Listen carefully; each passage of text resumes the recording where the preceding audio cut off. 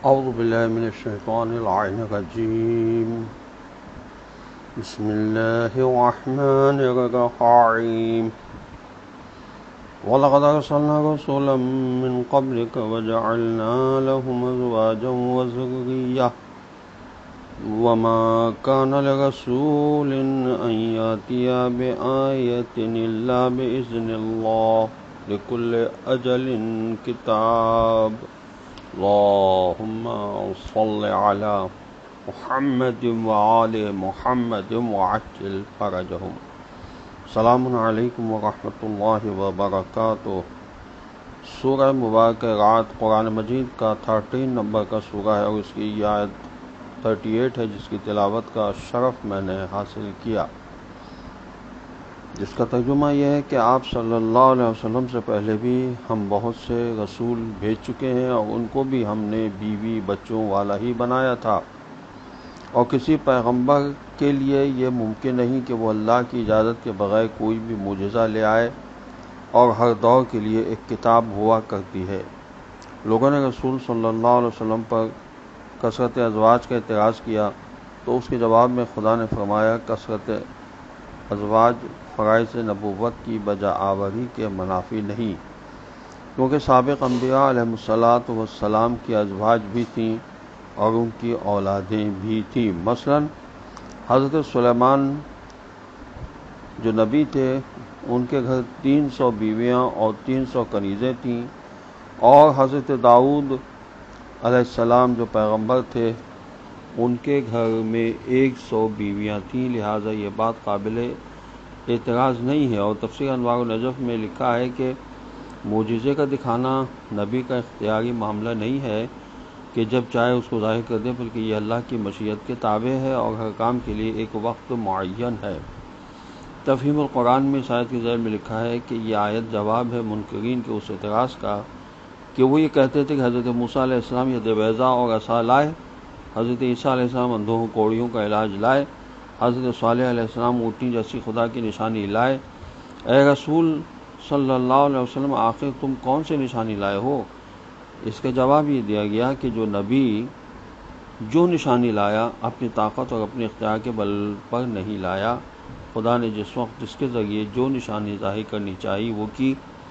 اس لیے اب خدا کی مرضی اور مصلحت ہی پر موقوف ہے کہ وہ جو نشانی چاہے گا دکھا دے گا۔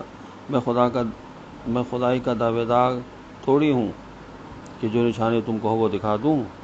تفسیر عیاشی میں اس آیت کی ذیل میں لکھا ہے کہ حضرت امام جعفر صادق علیہ السلام نے فرمایا کہ اس آیت کا مطلب یہ ہے کہ رسول اکرم صلی اللہ علیہ وسلم کی حالت پچھلے رسولوں کی مانند ہے۔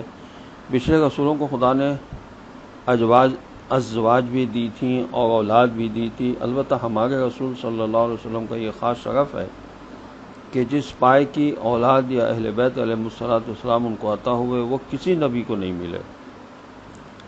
حضرت امام محمد باقر علیہ السلام سے روایت ہے کہ جناب رسول خدا صلی اللہ علیہ وسلم نے فرمایا کہ اس آیت میں ذریتن یعنی اولاد سے مراد ذریت رسول صلی اللہ علیہ وسلم ہے، یعنی آل رسول علیہ السلام، اہل بیت رسول علیہ السلام، یعنی یہاں ذریت سے اولین مراد اولاد رسول علیہ السلام ہے اور اسی کو تعویل کہتے ہیں۔ یہ تفسیر عیاشی میں لکھا ہے۔ اب کافروں کی روح جو ہے وہ سختی سے نکالی جائے گی۔ اس کا ذکر سورہ قیامت کی آیت نمبر 26-30 میں ہوتا ہے، کلا اذا بلغت التراقی،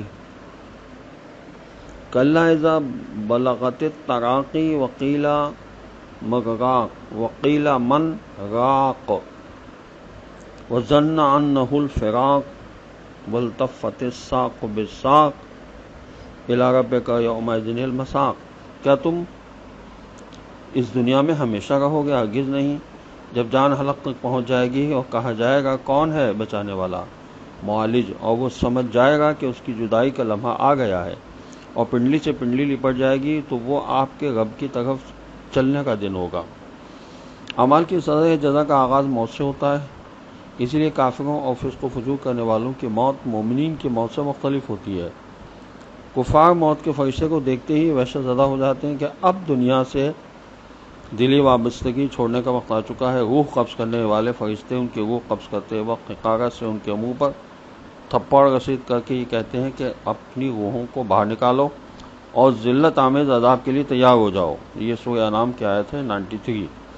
مذکورہ آیات کافر اور فاجر لوگوں کی سختی سے جان کنی اور ان کی دنیاوی قدرت و طاقت کے کام نہ آنے کو بیان کر رہی ہے۔